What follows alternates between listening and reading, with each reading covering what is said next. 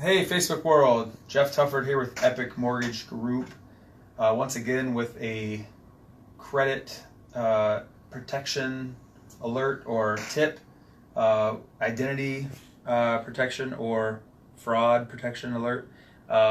Just wanted to talk to you about what we talked about a little bit before, especially with the Equifax breach. Everything's been coming to light about how do I prevent credit fraud and everything. After the Equifax breach, I did mention recently that you could freeze your credit, and I will talk about that. I think the next tip will be how to freeze your credit. But I will say this: freezing your credit doesn't protect from the way that most of this fraud occurs. I think that less than 4% of identity theft occurred with new accounts. So thieves aren't necessarily taking your information and going and getting a new credit card. What they are mostly doing is taking your information and using accounts you already have, things like that. So I'll still tell you how to do that, how to go through the process with Equifax, Experian, and TransUnion. It does cost a little bit, but we'll go over that in the next video. Now I want to tell you about some tools to actually protect yourself now. So Joe Criminal's probably not going to go open a new Visa card in your name, but he might look at the Visa card or the MasterCard you already have and use that against you. So a couple things that you can do is you can monitor your accounts daily and weekly. And I used to do that all the time. It's kind of insane when I think about it now, but I kept every receipt. Actually, my wife will tell you how insane it was because it really annoyed the crap out of her, because I was in my office once a month with all the receipts, or sometimes I'd wait till I had 2 or 3 bills with my credit cards. I'd have all my receipts and I'd check them off one by one, and I'd say, hey, what's this receipt? Did you do this? And she would rack her brain and try to remember. And I never really found any fraud. But those kind of things, monitoring stuff does help. But there's an easier way to do it today, and I haven't signed up for it, but I'm going to. There's a couple apps that you can actually log your credit card bills into these apps, and they're free. They do have paid versions, at least Mint does. But one's called Mint, and one is called Personal Capital.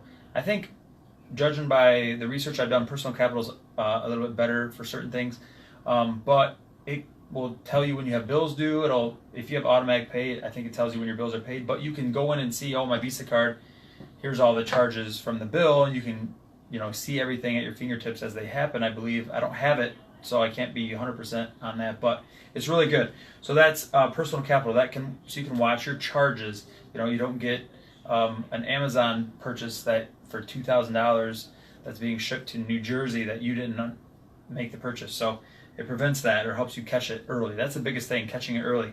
And then there's also your taxes. I don't know if anyone ever thinks about this, but it's a big form of fraud and identity theft is when someone steals your information and they have access to basically file a tax return in your name.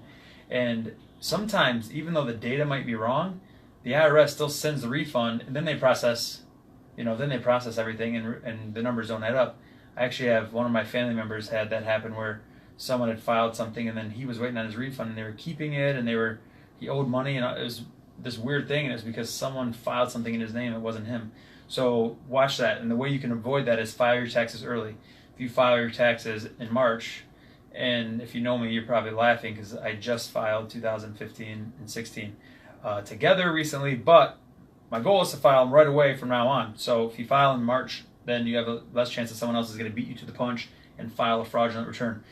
There's also making sure your passwords are updated and they're secure. That's one we all know. You can use 2-step verification where they will send you a text every time you log in. It's kind of annoying, but it does help. And I got all these written down here, so I'm peeking at them real quick. You can set up alerts for new credit card activities. So anytime there's a new changes, you can get alerts.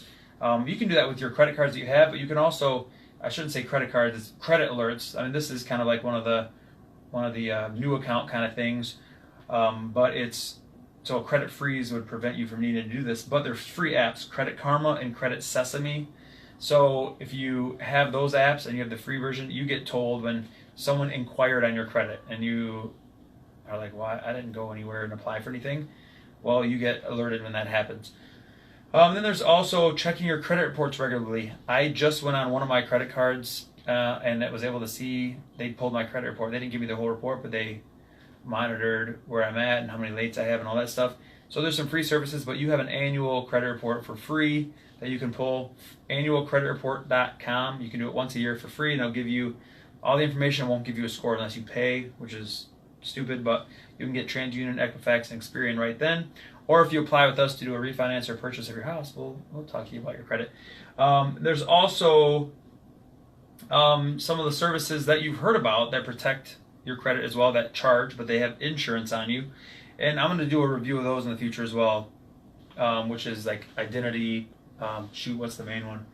There's all kinds of them, but there's, I don't know, there's the one where that guy gave, Zach, do you know, the guy gave out his social number and then subsequently everyone stole his identity. LifeLock. LifeLock. Dumb move. But they insure against loss.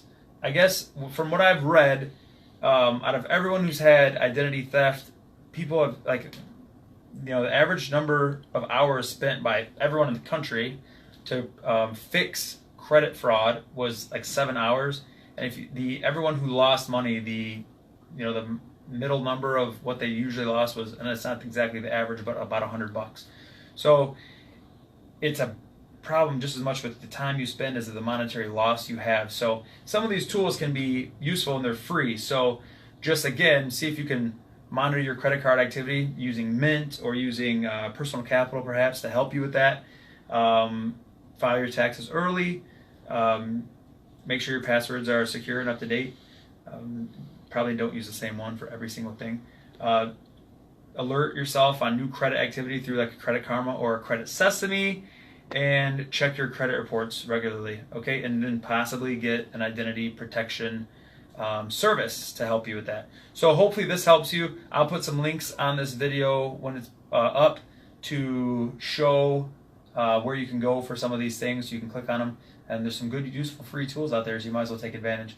All right, and next time we will talk about how to put a credit freeze on your credit. Thank you very much. If you have any questions, give us a call at Epic Mortgage, 810-606-1075. I forget our NMLS number, but it is 130562. Thank you very much. Talk to you later.